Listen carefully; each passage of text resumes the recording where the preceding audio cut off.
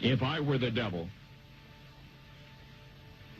if I were the prince of darkness, I'd want to engulf the whole world in darkness, and I'd have a third of its real estate and 4/5 of its population, but I wouldn't be happy until I had seized the ripest apple on the tree. So I'd set about, however necessary, to take over the United States. I'd subvert the churches first. I'd begin with a campaign of whispers. With the wisdom of a serpent, I would whisper to you as I whispered to Eve, do as you please. To the young, I would whisper that the Bible is a myth. I would convince them that man created God instead of the other way around. I would confide that what's bad is good and what's good is square. And the old I would teach to pray after me, Our Father, which art in Washington. And then I'd get organized. I'd educate authors in how to make lurid literature exciting so that anything else would appear dull and uninteresting. I'd threaten TV with dirtier movies and vice versa. I'd peddle narcotics to whom I could. I'd sell alcohol to ladies and gentlemen of distinction. I'd tranquilize the rest with pills.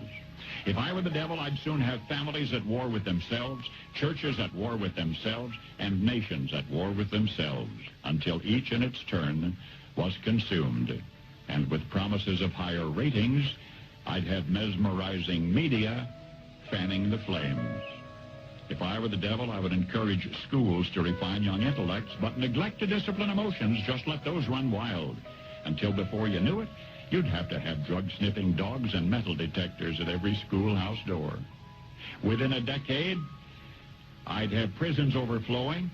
I'd have judges promoting pornography. Soon I could evict God from the courthouse, then from the schoolhouse, and then from the houses of Congress.